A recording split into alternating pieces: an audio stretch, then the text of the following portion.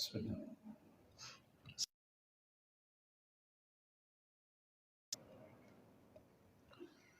إن الحمد لله نستعينه ونستغفره ونعوذ به من شرور أنفسنا ومن سيئات أعمالنا. من يهده الله فلا مضل له ومن يضلل فلا هادي له. أشهد أن لا إله إلا الله وحده لا شريك له وأشهد أن محمدا عبده ورسوله الكريم. اللهم صل وسلم على نبينا وسيدنا المصطفى محمد وعلى آله وأصحابه أجمعين. أما بعد. رب اشرح لي صدري ويسر لي أمري واحلل عقدة من لساني.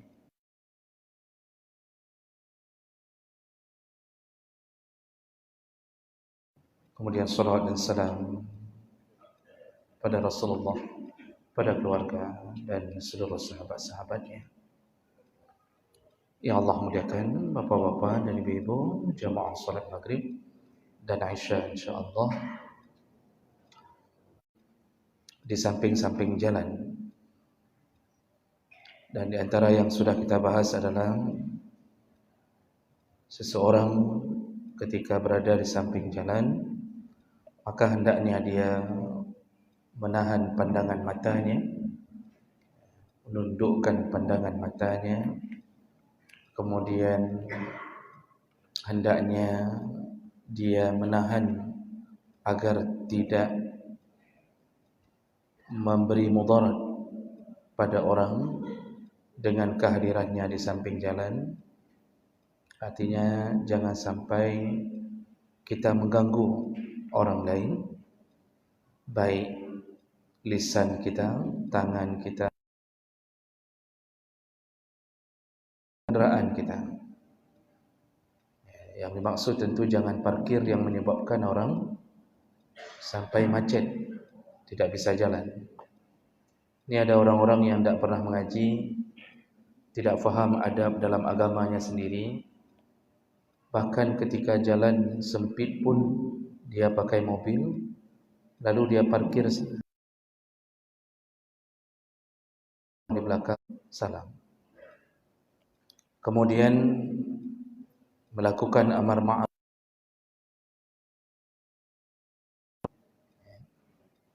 Kalau sudah berani duduk di samping jalan,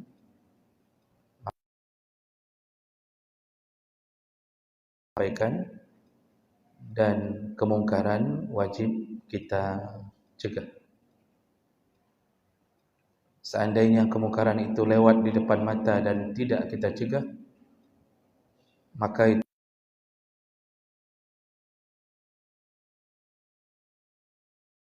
sudah kita bahas. Baik, kita lanjutkan. Berikutnya, ada berikutnya yaitu hidayatus sabil anit tariq. Bagi mereka yang berada di samping jalan, duduk di samping jalan, maka hendaknya mereka bersedia dan selalu siap sedia. Wajib bagi kita menunjukinya, petunjuk bagi orang yang kehilangan arah. Tak boleh seseorang sudah tanya sama orang, saya dari tadi pagi sudah kasih jalan orang ini, kasih tahu dia, dah bosan saya. Oh, kalau bosan jangan buat toko di samping jalan. Jangan duduk-duduk di samping jalan. Walaupun perintah ini bentuknya adalah sunnah, tapi makruh kalau seandainya ditinggalkan, sehingga seseorang menjawab orang-orang yang membutuhkan pertolongan dia dengan acuh tak acuh. Dan ini tidak bisa dihilangkan dari kehidupan kita, karena ada musafir-musafir yang kadang-kadang kehilangan arah, maka dia turun, maka dia akan menanyakan alamat kepada kita. Dalam hadis yang lain dari Abi Hurairah radhiyallahu anhu, ada seseorang bertanya kepada Nabi, sa'alu an-Nabi sallallahu alaihi wasallam an haqqit tariq. Ada seseorang bertanya kepada Nabi tentang kewajiban orang yang duduk di samping jalan. Lalu Rasulullah menjawab salah satunya adalah irsyad as-sabil. Wajib hukumnya memberi petunjuk kepada orang yang membutuhkan petunjuk.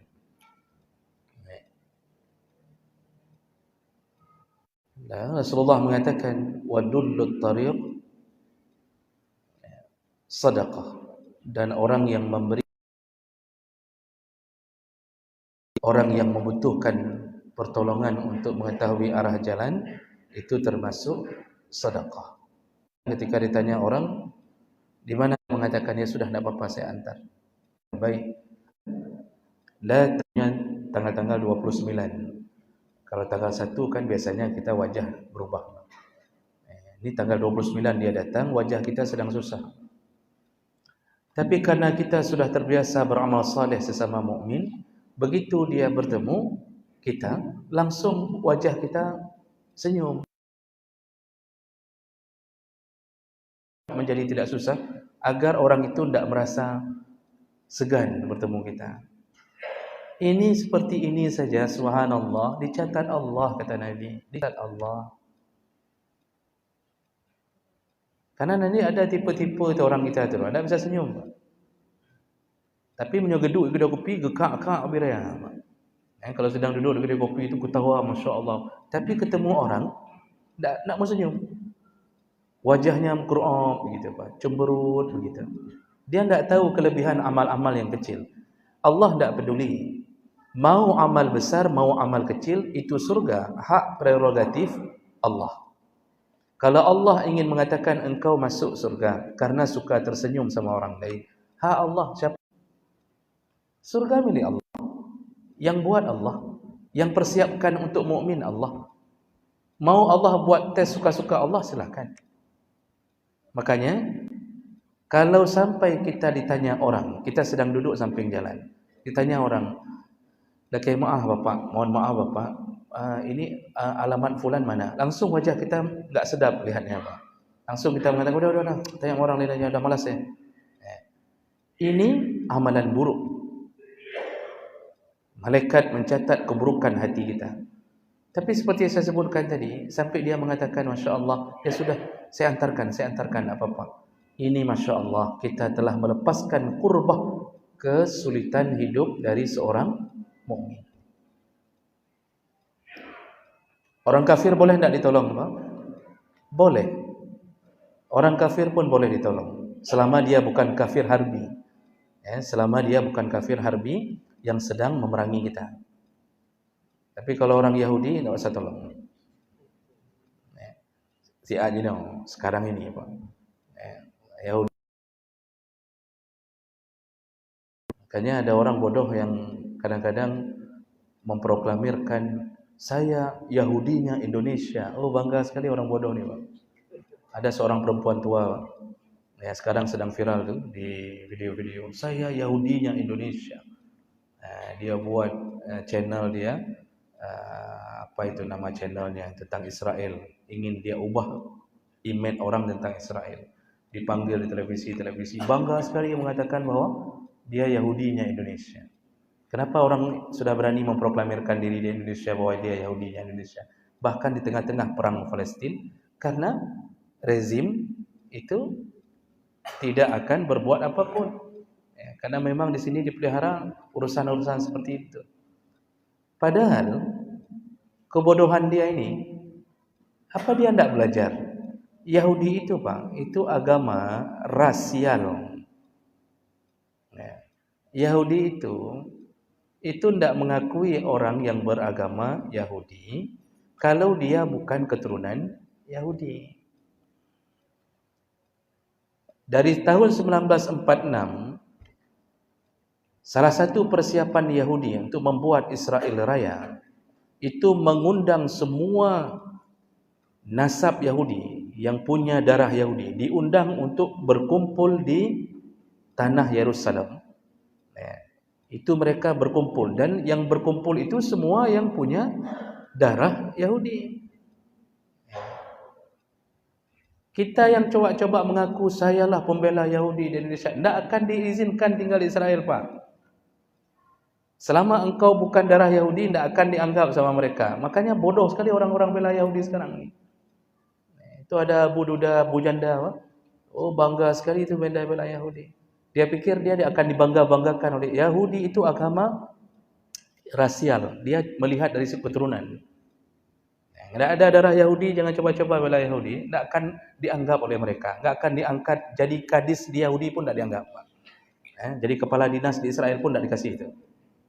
Kepala sekolah aja tidak dikasih kalau di sana itu. Kalau bukan yang turunan Yahudi. Jadi ini kebodohan yang dibuat. Nah, mereka itu berkumpul di Yerusalem, diajak untuk semua datang-datang. Sekarang sudah sekitar 7 jutaan orang tinggal di tanah Israel itu. 4 jutaannya lagi tersebar di Amerika. Puluhan ribu lainnya, ratusan ribu lainnya tersebar di hampir seluruh dunia, termasuk Indonesia. Jadi 7 jutaan. Orang Aceh 4 juta. Mereka 7 jutaan. Cuma karena di belakangnya ada bapaknya Amerika, disitulah kesombongan mereka. Padahal cuma 7 jutaan, Pak. Kita suruh kencing orang Jawa saja semua tenggelam di Israel, Pak. Tak usah kita kirimkan. Orang-orang Jawa kan banyak sekali, Pak. Di tanah Jawa ramai sekali kan. Kalau kita kan cuma 4 juta. Tak cukup pasukan. Itu saudara-saudara kita dari Jawa, kita suruh kencing saja ke Israel, itu tenggelam di Israel, Pak. Nah, jadi perkara seperti ini dibolehkan menolong orang kafir selama dia bukan kafir harbi. Misal Cina tersesat. Karena apa kata orang Aceh, Pak, kalau Cina tersesat disesatkannya lagi. Ini ada misal Cina, Pak. Cina Kristen atau Buddha datang tanya, boleh tahu tak jalan ke mana begini-begini? Dilihatnya nyo Cina, dia kebutnya Cina. Disesatkannya lagi, Pak, dibilang ke sana. Padahal ke sana itu, dia bilangnya ke sana, ke arah Yerusalem disuruhnya. Padahal rumah yang dimaksud ke sana itu dosa juga. Dari situlah buruknya citra Islam. Jangan kita fikir ketika kita membohongi orang kafir, menzalimi orang kafir, Allah senang kepada kita, tidak. Apalagi kafir ini, akulah musuhnya. Sampai Rasulullah mengatakan ke umatnya sendiri, yang mengganggu kafir zimmi, membunuhnya, menumpahkan darahnya tanpa dosa mereka, artinya mereka tidak melakukan apa-apa untuk kita, maka akulah musuhnya, kata Rasulullah. Jadi Rasulullah memusuhi umatnya sendiri yang mengganggu kafir zimmi. Islam ini begitu mulia, Pak. Ini agama yang toleransi sangat. Makanya kalau orang-orang kafir, orang-orang Cina tanya jalan, kasih tahu yang sebenarnya. Dari situlah mereka akan memuncul, senyum sana, senyum sini, tusuk sekali habis. Itu karakter. Orang bertanya agak-agak. Hai, dari sisi itu, kita tidak suka ganggu orang. Tidak pun kita suka merampok orang. 1, 2 ada. Kita tidak boleh korupsi di kantor manapun, tidak boleh korupsi. Di kantor-kantor agama aja paling banyak korupsi. Itu wajar, ada di mana-mana. Itu bahasa kita oknum. Nah, jadi jemaah melakukan Allah Subhanahu Wa Taala. Makanya agama itu membentuk iman, membentuk akhlak seseorang.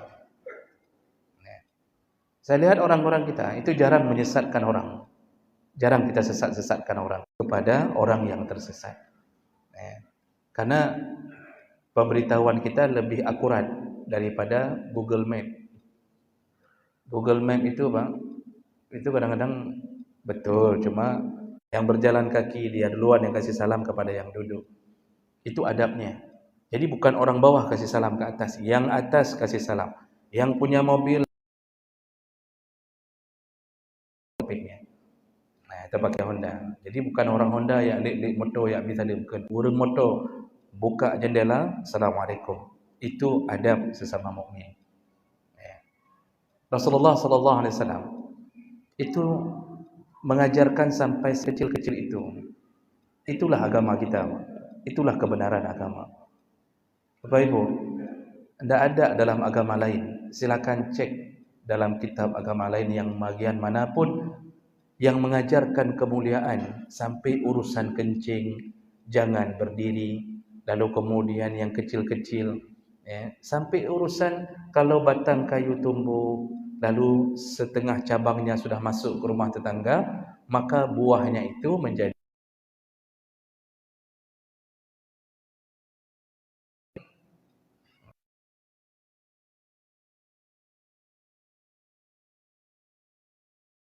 Di sana rupanya berbuah banyak. Maka buah itu milik bersama. Apa yang kerugian dari si tetangga menyapu sampah dari pohon kita, maka begitulah hak dia mendapatkan hasil dari pohon itu. Tapi bersama. Dan itu yang punya pohon diajarkan dalam agama itu sampai dia datangi tetangga itu, minta keridhaan. Ini pohon saya udah masuk ke sini nih. Kalau kita potong, sayang, di sini banyak buahnya. Izin pohon ini mungkin nanti akan di sini, sampahnya turun ke sana. Dan ibu kalau mau ambil buahnya, ambil aja, enggak apa-apa. Itu begitu seharusnya ada seorang mukmin. Itu keindahnya Islam.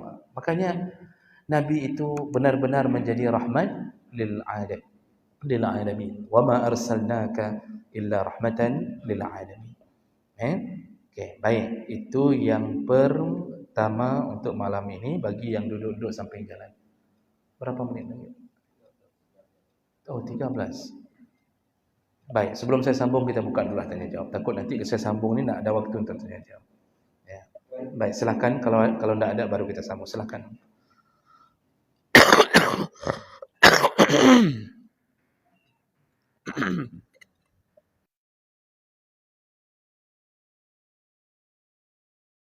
Assalamualaikum warahmatullahi wabarakatuh.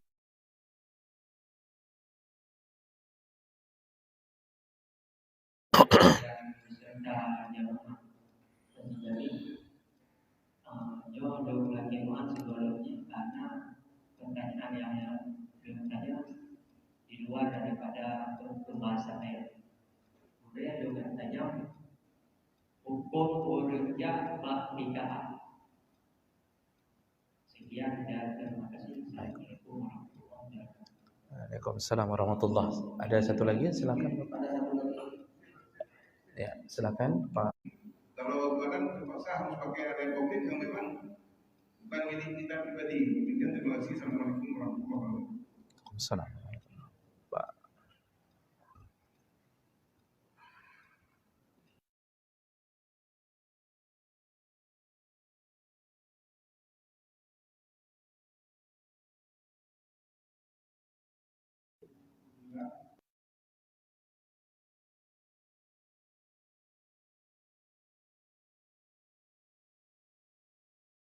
Jadi karena saya jauh, kalau dimintakan dengan semua surat-surat mobil, jadi saya nego, artinya memberi uang rokok, uang makan dan sebagainya.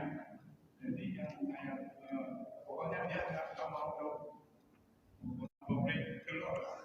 Jadi untuk menaikkan harganya, dia jangan Melihat tempat itu melakukan maksiat atau tidak. Artinya dosa bagi mereka yang tidak punya uzur. Itu kesepakatan ulama berdasarkan hadis Nabi. Itu tempat walimah saja, itu wajib hadir. Tapi begitu walimah itu disetting dengan maksiat, hana mecih mandum, Pak. Satu maksiat saja. Di situ ada joget, ada musik yang membuat ketidakbaikan, atau ada perempuan yang seksi-seksi. Bahkan kita sudah bahas waktu adat walimah, diatur saja pagar ayu, Pak. Sengaja diatur untuk nyambut tamu, perempuan-perempuan yang menyambut tamu dipakai make up macam-macam begitu indah. Yang tua-tua disuruh ke dapur, yang muda-muda disuruh taruh di depan.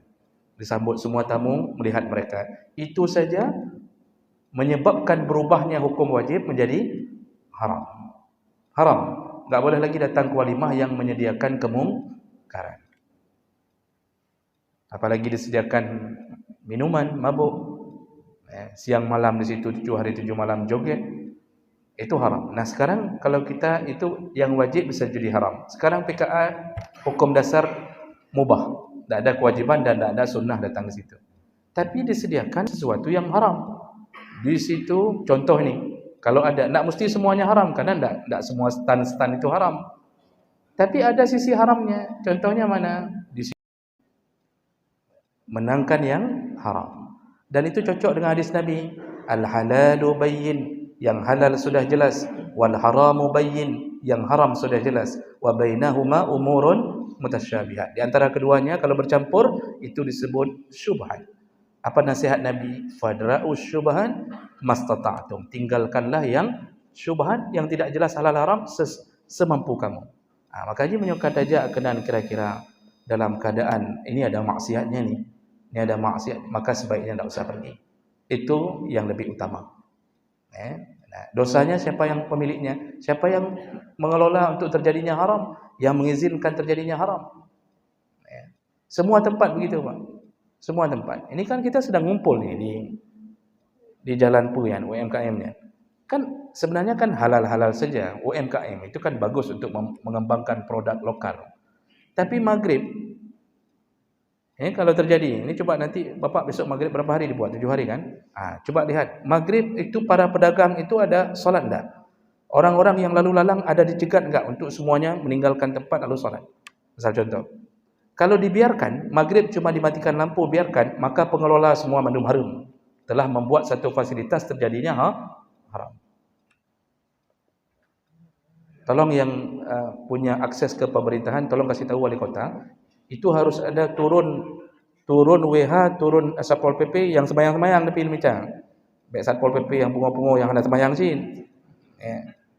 Itu turun WH, turun Satpol PP yang solat-solat, itu nyan gertuk mandum itu, Pak. Kalau sudah waktu solat itu tutup, dan jangan sampai tutup saja orang masih di situ. Itu pengelola haram itu. Penanggung jawab utama ya haramnya ke pemimpin. Makanya ini perlu dijaga. Kalau sudah buat satu acara, jaga jangan terjadi maksiat. Oh, enggak bisa. Tunggu saya jadi wali kota. Baik, itu yang pertama. Kemudian pertanyaan kedua, membuka warung di tepi jalan yang bukan punya tanah dia. Itu sebenarnya dari sisi hukum ya haram, tidak boleh. Dari sisi kepemilikan saja tidak boleh. Oh, itu tanah umum, tanah pribadi tidak boleh, tanah umum lebih tidak boleh. Maksud tanah umum dimiliki bersama oleh pengguna jalan. Itu tanah pemerintah, dimiliki bersama, orang lalu lalang di situ. Kalau kita buka warung sampai macet orang. Tapi di tanah yang tidak ada izin, Pak. Itu tidak boleh kalau itu memang bukan hak milik kita. Nah, kalau diizinkan bagaimana? Kalau diizinkan pun itu tidak serta-merta menjadi boleh. Lihat dulu akibatnya. Kalau gara-gara kita buka warung kita tahu akibatnya hancurnya keadaan, orang macet tidak bisa lewat lagi gara-gara kita buka nasi uduk samping jalan yang jalan macet, Pak. Gara-gara nasi uduk 2 buah samping jalan, sampai macet tidak bisa lewat orang. Itu bukan bermakna bahawa orang yang membuat fasilitas tidak menanggung apapun walaupun tidak bentuk haram karena dia bukanya di depan toko orang, kan sudah ada izin tu. Berarti boleh secara kepemilikan, sudah ada izin, dia bayar. Tetapi akibat yang ditimbulkan menyebabkan kemakruhan, mengganggu keadaan kaum mukminin. Jadi bisa kembali ke makruh. Karena Islam itu sangat menjaga keadaan perasaan hati yang tersakiti dari kaum mukminin. Jadi wajar kalau seandainya orang-orang yang buka warung-warung samping jalan tadi gusur, itu kita dari sisi agama kadang-kadang aneh. Kita mengatakan, nak gusur, apa digusur? Ini kan orang miskin cari uang segala macam. Padahal orang itu duduknya di atas tanah yang bukan milik dia. Dari sisi agama memang sudah tidak boleh.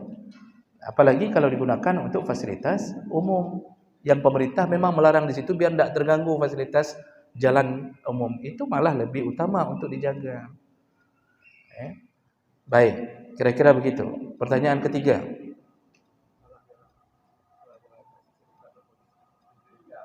Kasih sedekah ke polisi.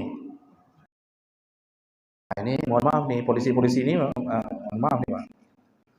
Apakah sedekah kita kasih ke polisi yang sifatnya menggantikan tilang?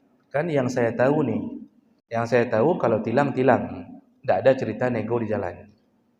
Kalau tilang, kesalahan bisa saja kita silap, dan itu resiko. Silap lupa pakai helm. Dosakah polisi menilang orang yang lupa pakai helm? Tidak dosa, karena dia menjalankan peraturan. Kita resiko saja karena lupa, maka jangan lupa-lupa pakai helm. Sudah. Nah, sekarang terjadi seperti cerita Pak Abdullah tadi. Lalu nego. Apakah uang kita bisa jadi sedekah? Apakah juga itu termasuk menyogok? Yang pasti dulu, yang bermasalah adalah orang yang mengubah tilang menjadi uang. Ya. Kecuali prosedurnya dibolehkan dalam undang-undang, itu baru aman. Nah, kalau kita, itu tidak disebut juga kita bersedekah, karena kita sebenarnya sedang membebaskan kezaliman di atas kita. Dan kita sebenarnya sedang membebaskan diri dari kezaliman yang terjadi.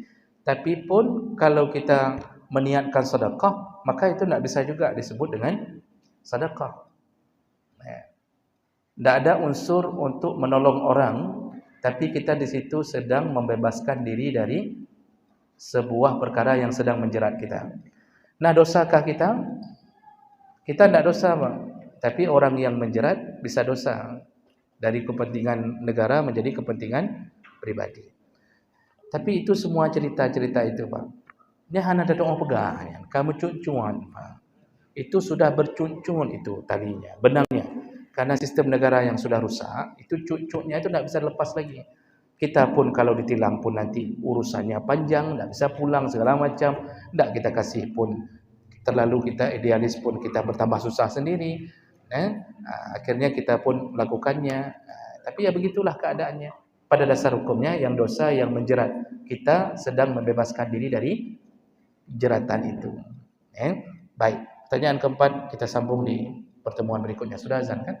Oke, baik, kita cukupkan. Subhanakallahumma bihamdik asyhadu an la ilaha illa anta astaghfiruka wa atubu ilaik. Wassalamualaikum warahmatullahi wabarakatuh.